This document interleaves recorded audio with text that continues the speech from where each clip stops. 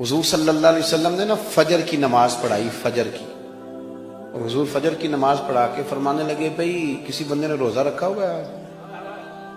حضرت عمر کہتے ہیں رات کو میرا ارادہ تھا رکھوں، اور سویرے پھر میں نے گرا دیا، نہیں رکھا۔ حضور نے دوسری دفعہ پوچھا بھئی کسی نے روزہ رکھا ہے؟ تو حضرت صدیق کے اوپر نے ہاتھ کھڑا کیا، عرض کی یا رسول اللہ میں نے رکھا ہوا۔ آپ حکم نہ دیتے تو نہ بتاتا، پر روزہ رکھنا بھی آپ نے توجہ دلائی ہے تو حکم بھی آپ کا بتاؤ تو بتا دیا۔ حضرت عمر کہتے ہیں حضور نے فجر کی نماز پڑھائی، فجر کی۔ دوسرا سوال پوچھا بھی کسی نے کسی بیمار کی تیمارداری کی ہے؟ تو حضرت عمر کہتے ہیں میں نے فٹافٹ عرض کی یا رسول اللہ ابھی تو نماز فجر پڑھی ہے، تو اب گھر جائیں گے تو تیمارداری کریں گے۔ تو حضور نے فرمایا عمر تو ذرا ٹھہر جانا، جلدی نہ کر، ٹھہر نہ، ذرا رک تو صحیح۔ تو حضرت عمر فاروق رضی اللہ تعالیٰ عنہ فرماتے ہیں میں چپ کر گیا، حضور نے فرمایا بتاؤ بھی کسی نے تیمارداری کی ہے؟ تو صدیق اکبر نے ہاتھ کھڑا کیا، عرض کی یا رسول اللہ عبد الرحمن بن عوف رضی اللہ تعالیٰ عنہ 2-3 دن سے نماز پڑھنے نہیں آ رہے تھے، رات میں نے پتہ کرایا تو پتہ چلا بیمار ہیں، اور حضور مجھے یہ بھی پتہ ہے وہ میرا یار ہے، مجھے پتہ ہے رات کو جلدی سوتا ہے پر تہجد میں ضرور اٹھتا ہے، تو حضور میں بھی ذرا فجر کا وقت جلدی اٹھا ہوں تو فجر میں آنے سے پہلے عبد الرحمن ابن عوف کی تیمارداری کر کے آیا ہوں۔ حضرت عمر کہتے ہیں میں نہ ہلکا ہلکا ڈھیلا پڑ گیا۔ حضور نے تیسرا سوال پوچھا، فرمایا کسی نے کسی مسکین کو کھانا کھلایا؟ کھانا کھلایا کسی مسکین کو؟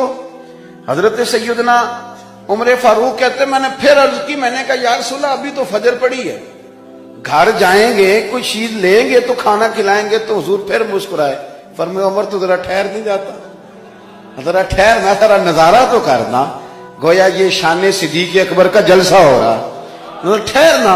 حضور نے پھر پوچھا بھی کسی نے کسی مسکین کو کھانا کھلایا ہے؟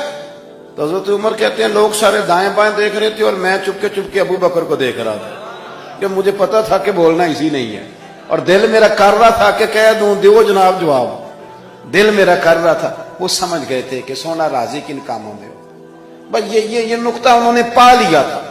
حضور نے فرمایا بتاؤ کسی مسکین کو روٹی کھلائی ہے؟ تو جناب سیدنا صدیق اکبر نے ہاتھ کھڑا کیا، عرض کی یا رسول اللہ سویرے اٹھا ہوں تو چھوٹا بیٹا بھی اٹھ گیا تھا، اور میرے وضو کرتے سنت پڑھتے ماں سے کہنے لگا بھوک لگ رہی ہے، تو ماں نے 2 روٹیاں بھی پکا دی، تو حضور ایک اس نے کھائی دوسری اس کے ہاتھ میں تھی۔ جب ہم نکلے ہیں نا گھر سے تو دروازے پہ ایک فقیر کھڑا تھا، مسکین کھڑا تھا، کہہ رہا تھا رات سے بھوکا ہوں، کوئی دروازہ کھلنے کا انتظار کر رہا تھا، ابو بکر سب سے پہلے تیرا ہی کھلا ہے۔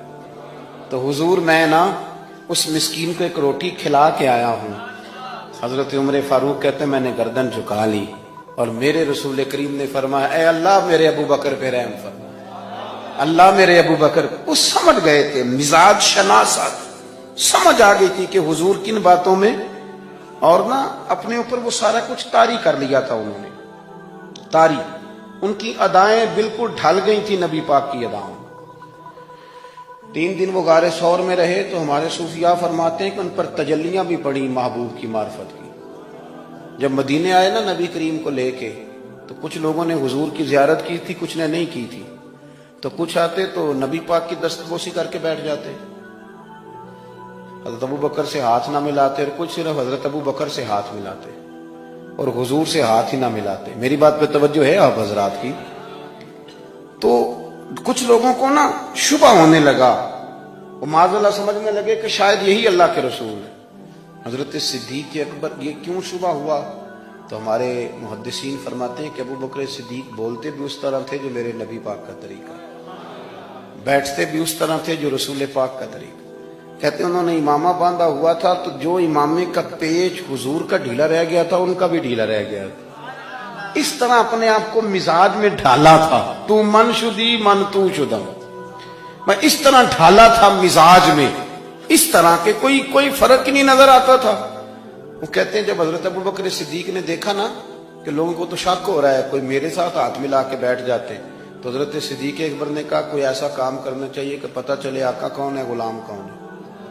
اٹھے، کندھوں پہ چادر تھی، وہ اتار کے نا تو حضور پہ سایہ کر دیا، لوگوں کو پتہ چل گیا کہ سایہ کرنے والا کوئی غلام ہے، اور جس پر سایہ کیا جا رہا ہے وہ آقا ہے۔